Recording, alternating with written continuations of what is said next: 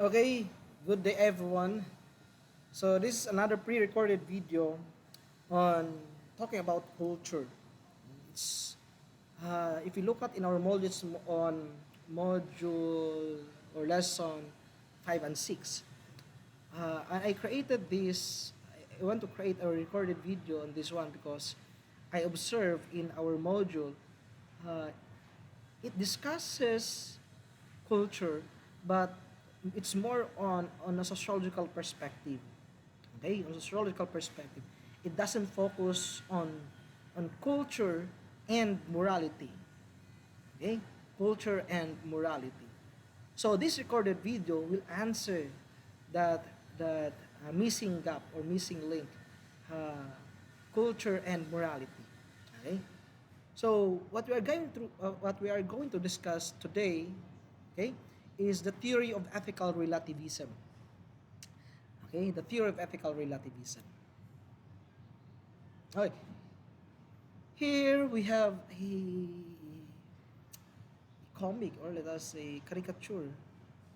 Yes. No? Let's read. No? Nothing personal is just a part of my culture. More likely, it's about let us say offering uh, a human life. And the other guy answered, well, in my culture, there exists the custom of living many years. So, in short, he's telling the other guy that we have different culture. In your culture, it's part of your culture to kill and to offer, let us say, as part of a sacrificial offering for your gods, let us say. But in my culture, we have that kind of culture to live long, let us say, and die, let us say, naturally. And the question would be, the moral question is that which culture should we follow about what is right and wrong, about killing or living, which we should follow. Okay, so that's the dilemma. I mean, that's the problem now. No, uh, we all agree that around the world there are many cultures, Asian culture, European, American, uh, in clothing, in speaking, in tradition, in customs. We have different practices about it, culture to culture. And especially in the views of morality, we have also different views. No? There's a certain group of people na, example, katong cannibalism. So, anyway, how we should judge it, how we should handle it in line with morality.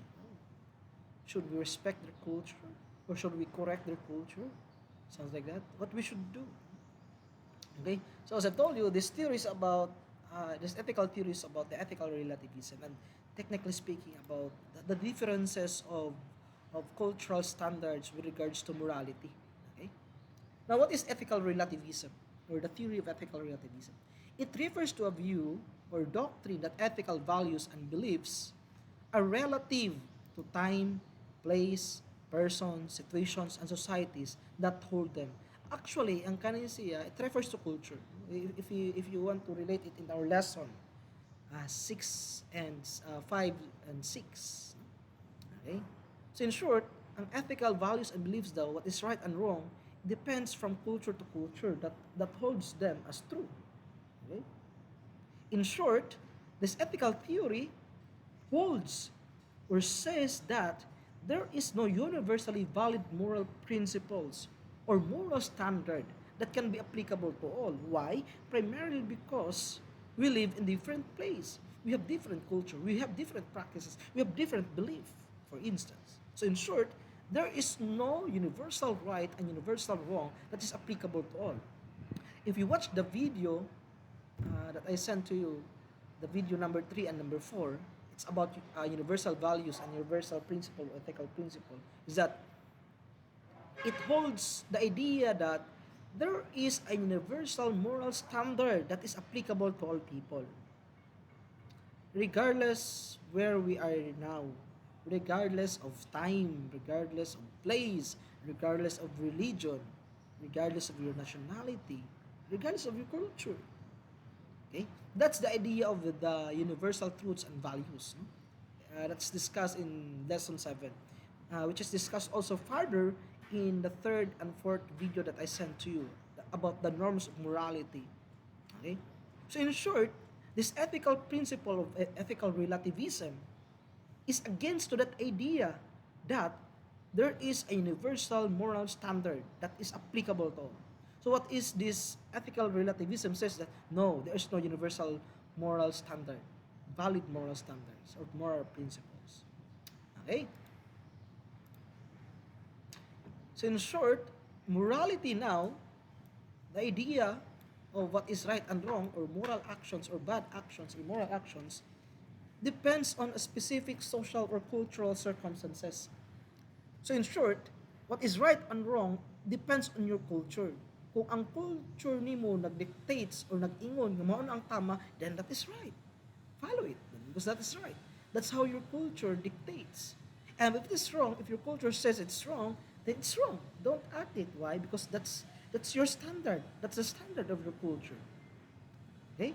So that's how morality, they viewed morality. It depends on the standard of the culture itself. Okay? So that's why it varies from person to person, culture to culture. And as I've told, okay, as we already know that there is a contradictory to what we learned in the norms of morality, suggesting that there is a moral standard of morality. And according, and if we are really tend to to respect other culture, we may face a difficulty in judging what is right and wrong. Okay? Why? Because if we put much respect to others' culture, let us say, respeto na to sila kay mamay lang kultura, no? Mamanit mali sila, no? If we will follow that kind of argument, that kind of thinking, we will face now a difficulty of distinguishing what is right from wrong. Okay? And especially on some issues on ethics. So, for example, about war, about killing, okay? About abortion, about divorce. Okay? Should we, the question is, should we abide also with their culture since that's the right thing to do based on the principle of respect? So, the dilemma is, asa atong ipagtaybabaw karon? Our respect to their culture or morality? What is really right and wrong? As we believe, as a moral being who has the capacity to think rationally, to analyze, to categorize things, to discern what is right and wrong, versus to respect their culture, what we should do if this is the case. This is the dilemma now for ethical relativism, for those who support ethical relativism, and for those who support the ethical theories under natural law, the norms of morality. Okay? Ethical relativists are neither skeptics nor nihilists. Skeptics means someone who doubts whether there's right or wrong. No, they are not. They are not. They are not the ethical relativists. They believe that there is right and wrong, but it should be depend on one's culture. Okay? So wala sila nag-doubt nga na may tama o mali. Wala man siguro, no. No, they don't doubt about that. They are very clear that there is right and wrong. That's why they are not skeptics. But ang standard lang is ay mong kultura of what you believe, what is right and wrong. That they are not also nihilist. Okay? Total rejection of what is right and wrong. They believe that there is right and wrong, but at the same time, it should be based on one's culture. So in short, they believe in moral right and wrong. Okay? They believe. And they believe it as it is, but based on the culture where the incident or the action happened. So, kung asa na dapat na hitabo, sundo na ito ng kultura, kung asa na, kung sa paminaw lag, walang tama sa ng kultura, hala, tama na. Kung mali na pa sa kultura, hala, mali na. So, that's how they think about it for the ethical relativist. But, one thing that is problematic about ethical relativism is that it doesn't tell us which act and practices are right and wrong. For instance, naay duha ka kultura nga oppositely contradicting, contradicting pa, no? For instance, about sacrificing, human sacrifice. Let us say, sa kanilang culture, culture A, human sacrifice. Culture B, let us say, it's wrong, it's immoral. The challenge for ethical relativism is this. Now, asa sa duha ang tama jud? As a third party, asa sa duha ka nga kultura ang tama? Amo sacrifice or dili mo sacrifice ang kanilang culture, because for them it's wrong, it's immoral. The ethical relativism cannot answer that. Okay? Why? Because they don't believe on a universal standard that's applicable to two or more cultures or practices. Because as we know, they tend to believe that we should respect the culture. We should respect their own perspective of morality, of what is right and what is wrong. So that's the biggest problem for them. No? If we put two comparisons between two opposing culture, they cannot decide on what is really, which among them really the correct one. Okay? And relativists acknowledge that an act can be both right and wrong at the same time. Pwede, magkataon. Example, magkataon nga silang kultura mali. Magkataon po sa kultura mali. Okay na siya, no? May problema. But what if, mo tong challenge na Ginoo, what if lahi silang kultura pwede rin okay rin patay, sa kultura di mo patay. So which among these two cultures is right actually? So that's another problem, no? If we follow this kind of argument, of course. Okay. So arguments for ethical relativism. So these are the basic argument that supports the claims of ethical relativism. Okay? So these are their premises, no? The arguments. First is that cultural differences argument. So since there's diversity among cultures, so there should be also diversity of morality, the concept of right and wrong, especially of what is right and wrong. Okay? Since there's culture diversity, since people also in different societies have different customs, different ideas about right and wrong. So in short, okay lang mag-ethical relativism, no? In short, no? Okay lang mag-ethical relativism. For instance, on the issue of mutilation, because there's a certain tribe in Indonesia ba to? Sa kanina picture, no? If I'm wrong. Papua Guinea. Yes, in Indonesia. Okay. Let me read. The death of a family member in a Dani tribe of Indonesia heralds a vast amount of emotional and physical pain for women. Aside from the inevitable emotional grief, women of the Dani tribe physically express them or that kind of grief by cutting off a segment of one of their fingers when a relative passes away. Okay? In short, part of their culture is when you grieve, when someone dies in your family, mga Dani women, okay, they should cut one of their fingers, okay, or a segment of their finger. Okay?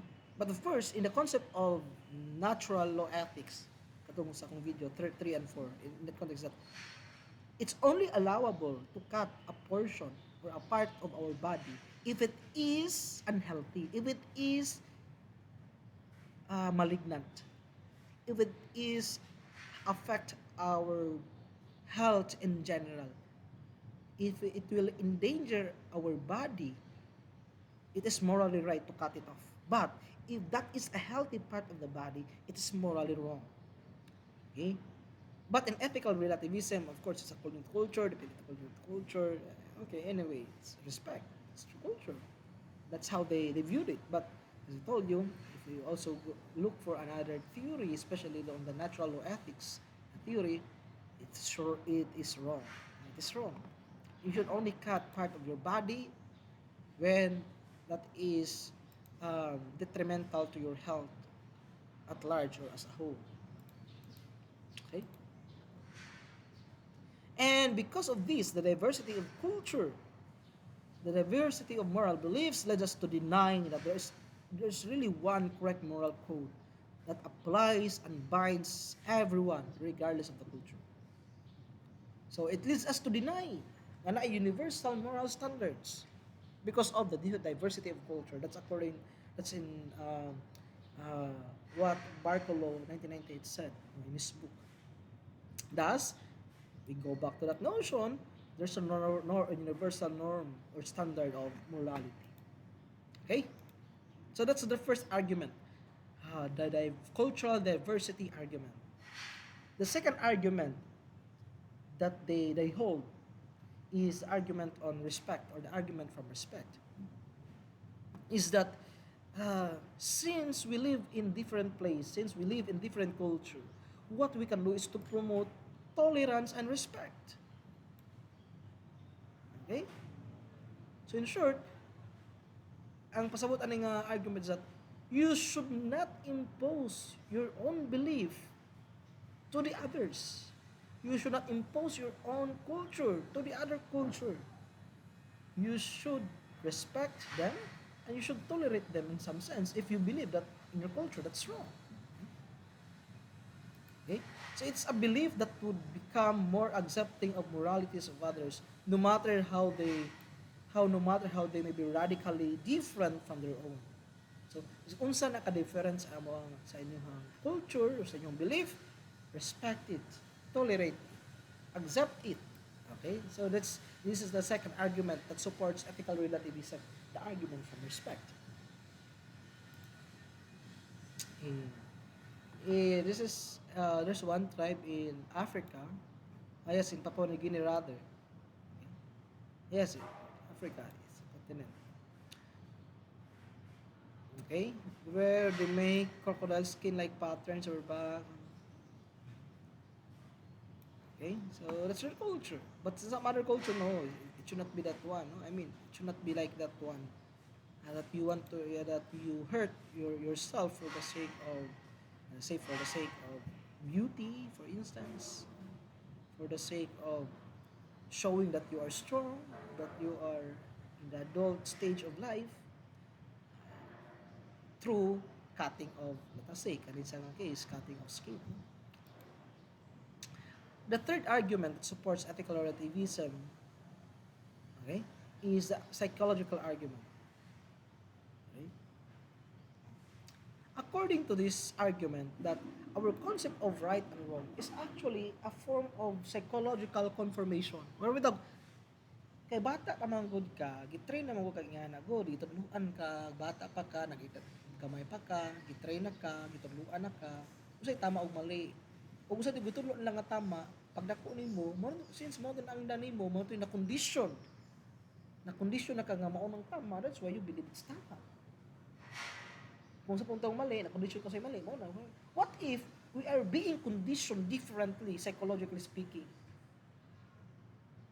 Okay? What if, sa topal, in short, ang resulta is na ay lahi-lahi nga konsepto sa tamang mali. Why? Because we are being conditioned in the different way.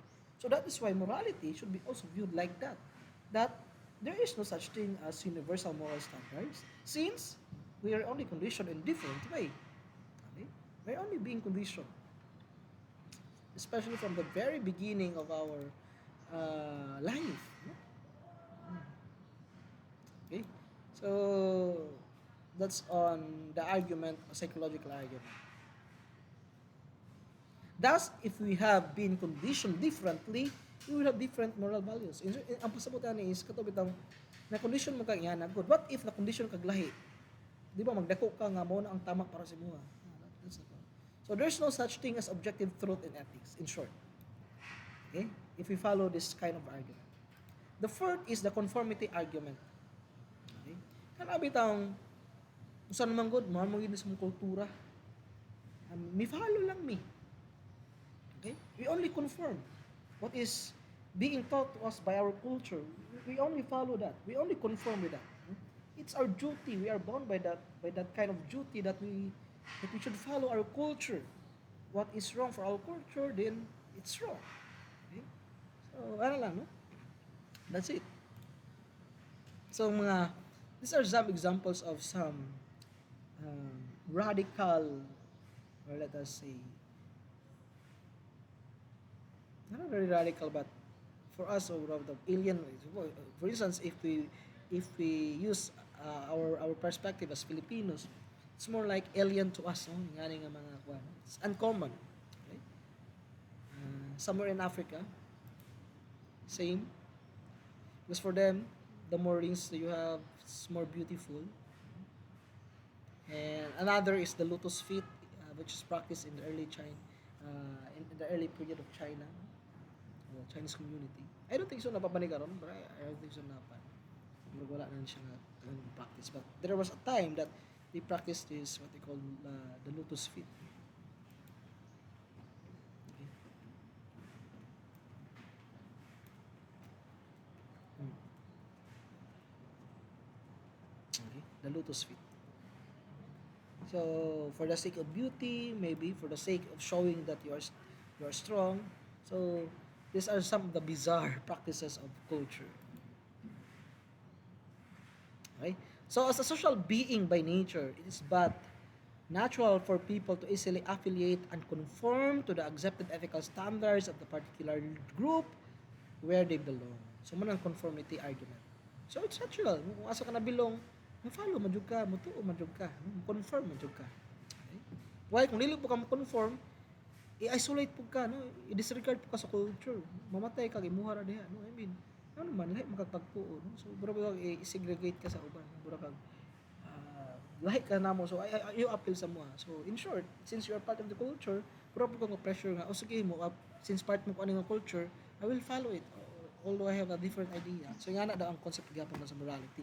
According to ethical relativism, one of their arguments as a support. Another is a morning of Muharram. It's a part. It's commonly practiced in the followers of Shia Islam.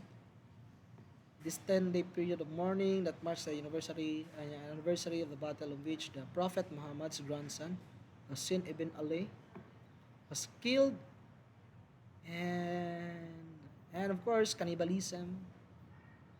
Okay, cannibalism. Okay. So maybe this is a good question for you to ponder, to reflect. What if I will ask you this question? Pero mo siya tong ano, activity. Okay? Our culture considers divorce unacceptable. In our culture, Filipino culture, can divorce be right if it is done abroad where it is allowed? Or let us say, mga kung US, somewhere in US. Okay? Then let us say sa ilang lugar legal ang abortion. Divorce rather, or accepted, morally accepted ang divorce. Pangutana karon. Okay. Is it right or is it morally good na in our culture mali, but kung himuon mo sa ubang nasod, let us say you're a Filipino pero himuon mo sa ubang nasod, that your action can be morally justifiable kung himuon mo sa ubang nasod where that culture accepts divorce. Of course, kindly, if you are using ethical relativism, what would be the stand of ethical relativism kung si ethical relativism to pansiron sa kanina question? Okay, so kindly reflect upon it. Okay?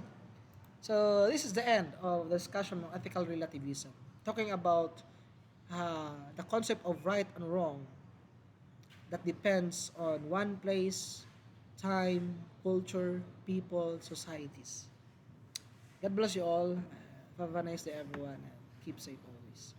Thank you very much.